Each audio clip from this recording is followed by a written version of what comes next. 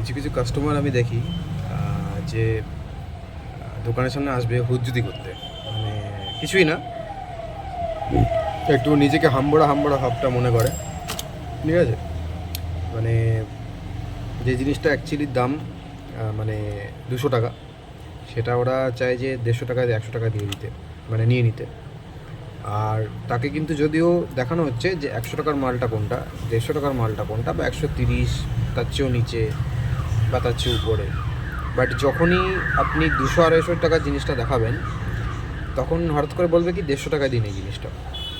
তো আমি সেই সব কাস্টমারদের একটা জিনিস বলার উদ্দেশ্য আছে, বা আমি সেই কাস্টমারদের বলতে চাই যে আপনারা তো মানে অনলাইনেও তো কেনেন অনেক জিনিস, তো সেখানে কেন বার্গেনিং করতে পারেন না?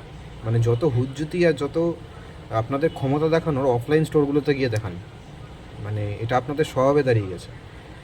তো মানে এটা খুব স্ট্রেট ফরওয়ার্ডলি বলছি সেই সব কাস্টমার বা সেই সব মানসিকতার লোকজনকে, যে অফলাইন স্টোর মানে এইটা নয় যে আপনার কথাটাই শেষ কথা আর আপনার কথাতেই আমাদের দিতে হবে, এরকম কোনো মানে নেই। আপনার পছন্দ হলে নেবেন, কিন্তু বার্গেনিংটা একটা লিমিটেড স্টেজে করবেন। মানে বার্গেনিংটা করছেন আপনি 10 টাকা 20 টাকা মানা যায়।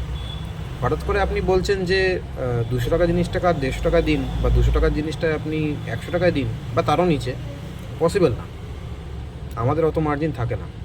ঠিক আছে, তো এইসব কেরামতি আর এইসব মানে স্ট্র্যাটেজি গেম একটু অনলাইন স্টোরগুলো বা অনলাইন নট স্টোর, অনলাইন যেই অ্যাপগুলো রয়েছে বা অনলাইন যেই স্টেজগুলো রয়েছে, প্ল্যাটফর্মগুলো রয়েছে, সেখানে করুন।